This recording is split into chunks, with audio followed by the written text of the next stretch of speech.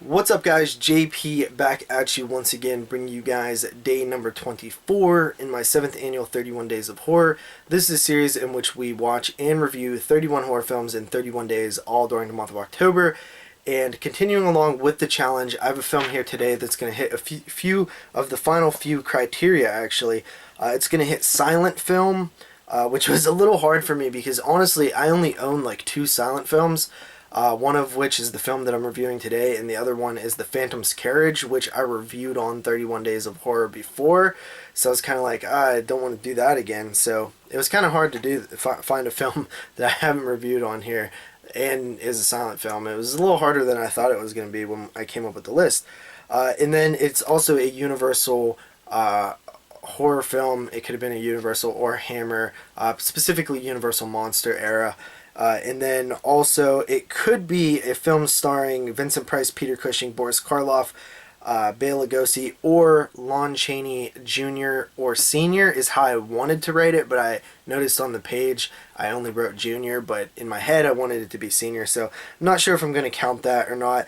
But besides that, I only have 2 more criteria, which is werewolf and a film in the Hall of Fame or Pain, and then the bonus film. So pretty much almost done here.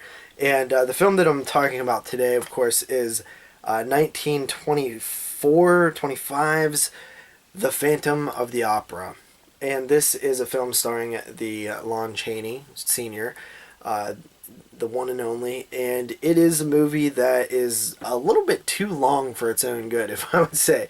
So The Phantom of the Opera, it basically follows this opera house in which there is a phantom, a mysterious person who lives in the catacombs underneath this opera house in Paris, and he basically falls in love with this woman, but he wears a mask, and then eventually he, captures the woman and takes her away into his lair and stuff like that. Okay, so I don't love silent films. For one, I've only seen a handful. I do like Nosferatu, and The Phantom's Carriage is great. They have their place, their history. I'm cool with that. They're cool to see as an experimental piece. This is the 3rd time I've seen this now, and I really never want to see it again.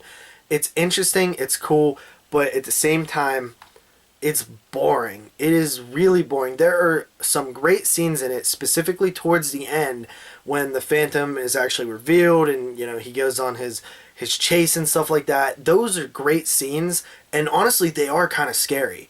But leading up to that, it's just a pain in the ass to watch. So honestly, I do think it's a good movie for the time, just not my cup of tea, especially in 2018.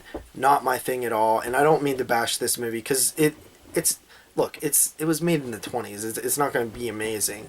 But it's mainly just boring, It's just boring. You're watching people talk for a long time, but nobody's talking. It's just white text, in a black background. But I still think it's, it has its place. It is such an important movie. It inspired so much. So in that sense, it's great. But as a watch in 2018, it's not something it's something I would love to throw on at a party in the background or something, a Halloween party. But besides that, guys, it's, it's not my favorite thing. So I'm going to go ahead and I'll give it a 7 out of 10 still, for the time, great, 7 out of 10. It has its place. The first time I seen it, I enjoyed it a lot. It's just now I've seen it twice now, 3 times, and I'm just kind of, it's a silent film. Cool moments though. All right, see you guys tomorrow. Peace.